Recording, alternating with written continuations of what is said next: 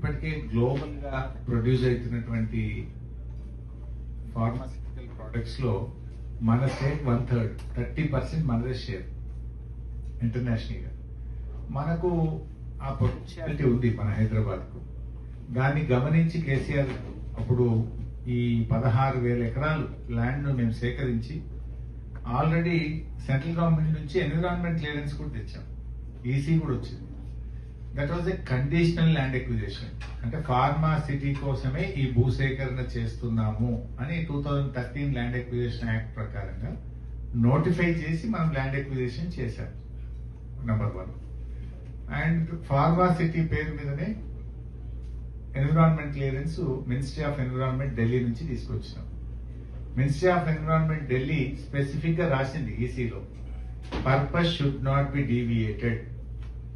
And మన act, parliament act ఏం చెప్తుంది, ల్యాండ్ ఎక్విజిషన్ యాక్ట్ అంటే, if at all you deviate the purpose, land should be given back to the farmers అనేది మన parliament act. అందువల్ల ఈ ప్రభుత్వం ఏదో ఒక డ్రామా చేస్తుంది. యాక్చువల్లీ మన హైకోర్టులో కేసు వచ్చింది. కేసు వస్తే ఏమి ఇచ్చింది తెలుసా, government affidavit, no we are continuing the Pharma City అంటున్నారు. హైకోర్టు చెప్పాల్సి వస్తే అఫిడవిట్ లో we have not cancelled the pharmacity, we are continuing the pharmacity అంటున్నారు. బయట మాట్లాడితే 4th సిటీ, ఎక్కడ ఉందిరా 4th సిటీ అంటే ఫార్మాసిటీ 4th సిటీ, వేరే ల్యాండ్ అయితే లేదు, వేరే ఎక్విజిషన్ లేదు. కోర్టుకు వచ్చేసరికి we are continuing, we are going ahead with Pharma City అంటున్నారు.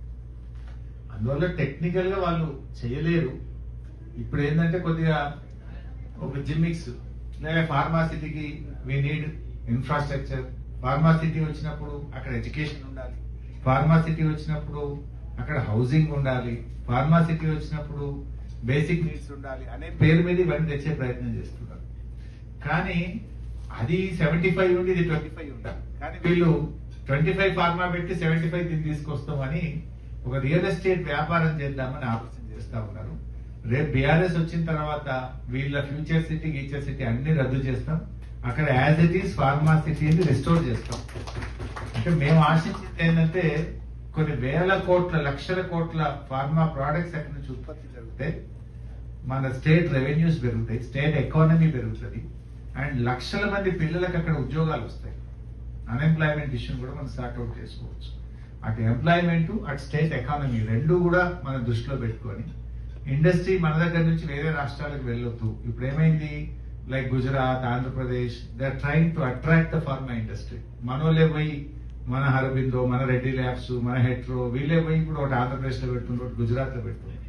వీళ్ళు అక్కడికి వెళ్ళొద్దు, మన దగ్గరనే పెట్టాలి. మనం వాళ్ళకు ఫ్రెండ్లీ గవర్నమెంట్ గా వాళ్ళకి సపోర్ట్ చేద్దాము. ఏ ఫార్మా ఇండస్ట్రీ కూడా మన స్టేట్ నుంచి పోవద్దు, ఎక్స్పాన్షన్ కూడా మన దగ్గర రావాలని ఒక విజన్ తో మనం చేసినాము. కానీ ఎక్కడ ఇది బీఆర్ఎస్ కు పేరు వస్తుందనో, లేదా ఇక్కడ మాకేమి రియల్ ఎస్టేట్ చేస్తే ల్యాండ్స్ ను పంచిపెడితే మాకేదో బ్యాక్ ఎండ్ లో బెనిఫిట్ ఉంటుందనే కోణంలో ప్రజెంట్ గవర్నమెంట్ పనిచేస్తా ఉంది.